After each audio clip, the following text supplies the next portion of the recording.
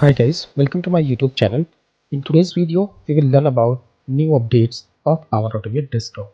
So please watch this video till the end so that you can understand it completely. And if you have not subscribed my YouTube channel yet, please subscribe it. So let's get started. Microsoft has released new version of Power Automate Desktop, which is 2.47, and this version contains several new features. We will learn about that one by one. Power Automate Desktop 2.47 allows you to invoke the subflows directly. Now, when you will use this run subflow action, earlier we used to get a drop down of the subflows from where we have to or we can choose one subflow. But now we can pass the variable once we will enable this input as expression. Once this is enabled, you will get an option to choose a variable, or you can manually type the variable which will contain the name of the subflow. So depending on the condition, you can set the value with the name of the subflow which needs to be invoked.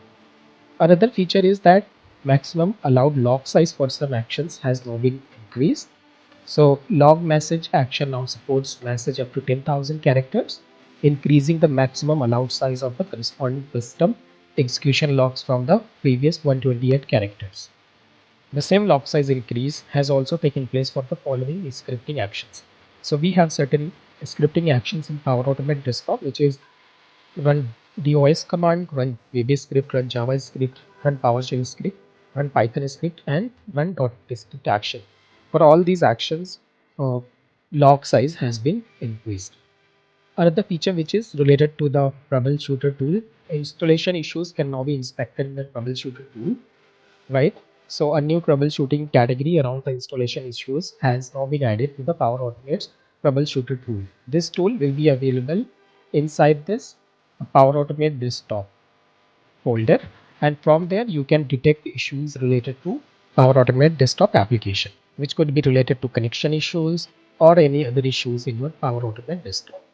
Another update which has been released in Power Automate Desktop is image-based fallback mechanism, right? Consider that you are capturing an element from the web page, right, where the selector might change. In that case, you can also choose image as fallback. So in this case, what will happen if the selector changes or selector is not valid anymore, then your action will try to click or perform certain action based on the image which has been captured. So this is very useful feature which has been introduced in Power Automate Desktop, which will help you to handle the situations where web pages are dynamic and selectors are also dynamic, and it will prevent from failing. So these are the updates which have been provided in 2.47. If you like this video, please click on the like button and please subscribe my YouTube channel. And if you have any question, please post it in the comment section. Thank you for watching. Have a great day.